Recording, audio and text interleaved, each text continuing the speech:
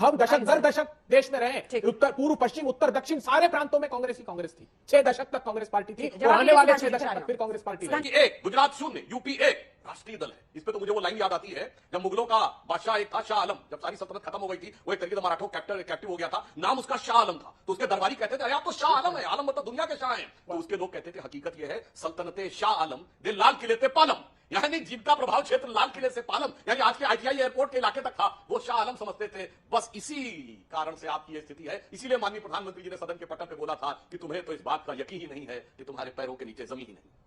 नमस्कार दोस्तों, आप सभी का हमारे चैनल में बहुत बहुत स्वागत है। दोस्तों, वीडियो आज की बहुत ही इंटरेस्ट होने वाली है। आपसे अनुरोध करते हैं कि आप वीडियो के अंत तक बने रहिए। दोस्तों, आज का जो बहस है, इस बहस में सुधांशु त्रिवेदी जी, अभय दुबे जी और भी हैं अलग अलग प्रवक्ता, अंजना ओम कश्यप जी हैं, जो कि आज का बहस बहुत ही शानदार होने वाला है। आपसे अनुरोध करते हैं आप वीडियो के अंत तक बने रहिए।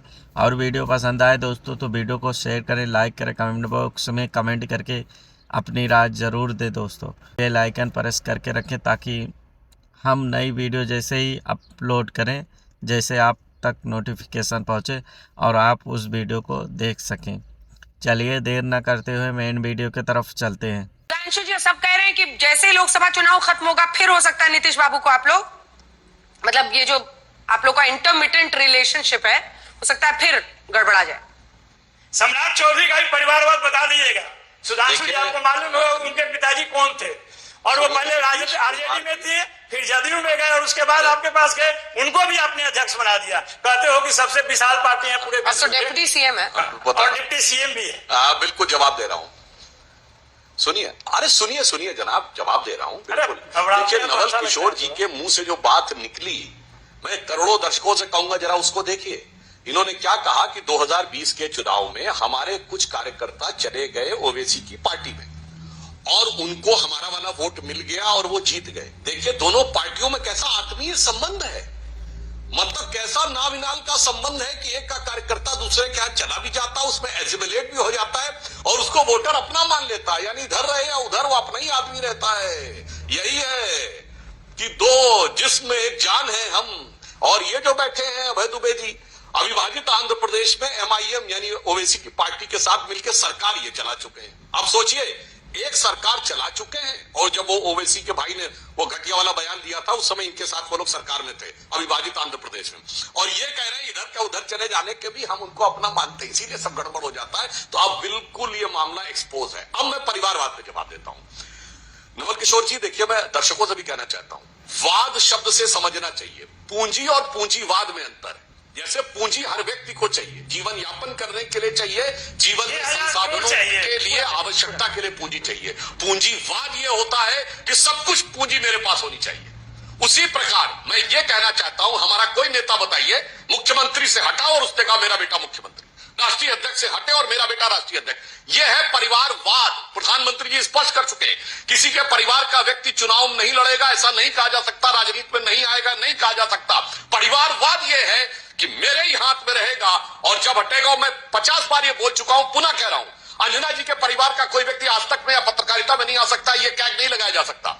मगर परिवारवाद ये है कि अंजना जी कहें जिस दिन मैं हल्ला बोल परिवार का व्यक्ति एंकर बनेगा, तो आप क्या एंकरशिप है, ये परिवारवाद है। इसलिए पूंजी और पूंजीवाद में जो अंतर है वो परिवार और परिवारवाद में अंतर है। अच्छा, आप सबको इतनी चिंता है, मेरी बहुत बहुत धन्यवाद आप लोगों की। अपनी अपनी चिंता कीजिए, क्योंकि अब जनता अपना मन बना रही है आपको सुन के वोट डालने का। अभय जी देखिए, आपने इस बात का जवाब नहीं दिया कि आखिर आपके गठबंधन के साथी आपको अव्यवहारिक क्यों कह रहे हैं। अब उनका तो होते हुए भी देखिए ना, धीरज जी को धैर्य देखिए उनके चेहरे का, समझिए इस भाव को। अब उनको क्या डर है, उनको तो सीटें मिल गई हैं जो चाहिए थी, लेकिन एक भाव है कि बीजेपी के साथ हम हैं, अपना अपना हिस्सा मिलेगा, कोई दिक्कत ही नहीं है उनको। इसके बाद आऊंगी धीरेन्द्र जी, ठीक है। आपने पहली बार हाथ उठा दिया, लेकिन अभय दुबे जी, अंजना जी, सीटें आप मांगेंगे, कौन मानेगा कि मतलब 40 सीटें बिहार की, उसमें 11 सीटें कौन व्यवहारिक मानेगा इसे बिहार में? देखिए, 2 राष्ट्रीय राजनीतिक दल हैं जिनका व्यापक समूचे राष्ट्र में एग्जिस्टेंस है। सबसे बड़ा कांग्रेस पार्टी, फिर भारतीय जनता पार्टी। भारतीय जनता पार्टी दूसरे नंबर पर इसलिए रखता हूं कि दक्षिण के दरवाजे से बाहर कभी भी pan India party Bharatiya Janata party अब तक भी नहीं रही।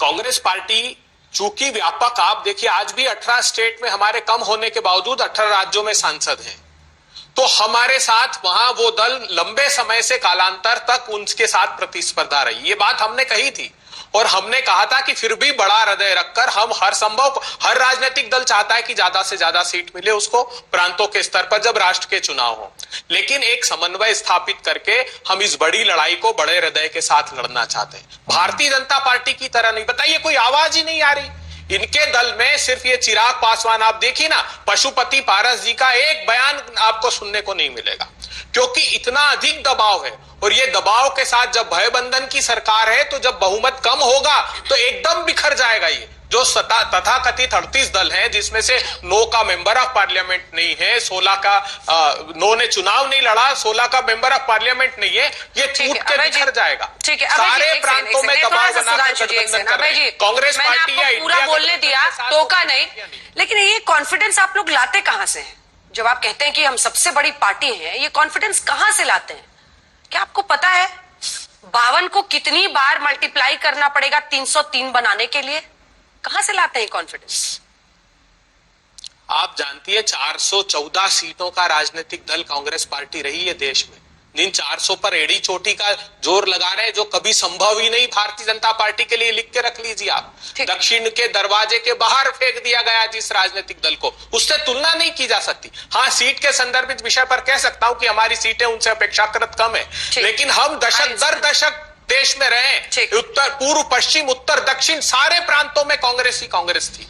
6 दशक तक कांग्रेस पार्टी थी, और आने वाले 6 दशक तक फिर कांग्रेस पार्टी रहेगी। अंजना जी, आपने जो सवाल पूछा था ना, कांग्रेस व्यवहारिक क्यों नहीं होती है, अभय जी के उत्तर में उसका जवाब आ गया। वो आज भी जब ये कह रहे हैं कि वो भाजपा से बड़े राष्ट्रीय राजनीतिक दल हैं, और एक शब्द क्या बोला, हमारी सीटें भाजपा से अपेक्षाकृत कम है, मतलब 303 और 52 उनको अपेक्षाकृत कम नजर आ रहा है। दक्षिण भारत में इस समय इस लोकसभा में हमारे लोकसभा सांसद आपसे ज्यादा है, और उत्तर भारत में दिल्ली 0, उत्तराखंड 0, हिमाचल 0, राजस्थान 0, MP 1, गुजरात 0, UP 1 राष्ट्रीय दल है। इस पे तो मुझे वो लाइन याद आती है, जब मुगलों का बादशाह एक था शाह आलम, जब सारी सल्तनत खत्म हो गई थी, वो एक तरीके से मराठों कैप्टिव हो गया था, नाम उसका शाह आलम था, तो उसके दरबारी कहते थे, अरे आप तो शाह आलम है, आलम मतलब दुनिया के शाह हैं। तो उसके लोग कहते थे, हकीकत ये है, सल्तनते शाह आलम दे लाल किले ते पालम, यानी जिनका प्रभाव क्षेत्र लाल किले से पालम, यानी आज के IGI एयरपोर्ट के इलाके तक था, वो शाह आलम समझते थे। बस इसी कारण से आपकी ये स्थिति है। इसीलिए माननीय प्रधानमंत्री जी ने सदन के पटल पे बोला था कि तुम्हें तो इस बात का यकीन ही नहीं है कि तुम्हारे पैरों के नीचे जमीन ही नहीं। आपकी बारी है अब समझाने की, क्या कांग्रेस व्यवहारिक है, नहीं है? मैं सिंपल पूछ रही हूँ, क्योंकि बीजेपी पर जितना टारगेट करना था आपने कर लिया। अब जरा ये बात हो कि कैसे सीट शेयरिंग होनी चाहिए इंडिया गठबंधन में। नीतीश बाबू वैसे ही चले गए, व्यवहारिक है 11 सीटें मांगना?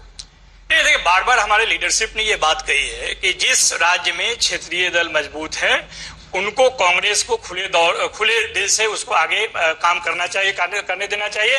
राजनीतिक जो वर्चस्व है उन पर रहने देना चाहिए। कैसे वहां पर चुनाव लड़ेंगे, कौन चुनाव लड़ेंगे, कैसे सीटें जीती जा सकती है, क्योंकि लालू जी भी पहले बोला करते थे कि रीजनल पार्टी नहीं है, रीजनल के क्षेत्र में वो ओरिजिनल पार्टी है, उसकी अपनी मुद्दे हैं, अपना लोकप्रियता है, अपना नेता है, अपना कार्यकर्ता है, तमाम तरह के आधार पे वो बड़ी पार्टी है वहां पे। इसलिए उसको जब तक उसको आगे नहीं रखा जाएगा तब तक रिजल्ट वैसा नहीं होगा। ये आप राहुल जी को कह रहे हैं? कह चुके हैं नेताजी, हमारे लीडरशिप भी कह चुके हैं, और मैं कोई केवल डिबेट में नहीं कर रहा हूँ, ये सत्य बात है। लेकिन भारतीय जनता पार्टी को सिर्फ एक बात याद रखना चाहिए कि संसदीय प्रणाली में और जहां अग्रता ही विजेता हो, चुनाव प्रणाली हो, जब 2 दल वाला 303 पहुंच सकता है तो 52 सदस्य वाला भी पहुंच सकता है। उसके तो पहले भी इतिहास रहे हैं। जब आपके 2 दल, आपको पता है, जो जनता पार्टी की सरकार बनी उसके पहले तो जनता पार्टी थी भी नहीं। जो जनता दल की सरकार बनी 89 में थी भी नहीं, कैसे सरकार बना लिया।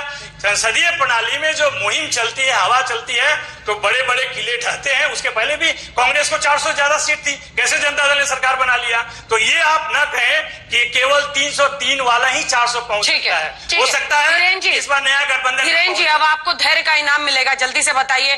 तो कुछ तो बताइए, चिराग पासवान ने कैसे किया, एक जो जादू उन्होंने किया, जो 5 सीटों वाला, और चाचा का एकदम ही खेल खत्म कर दिया, कैसे किया?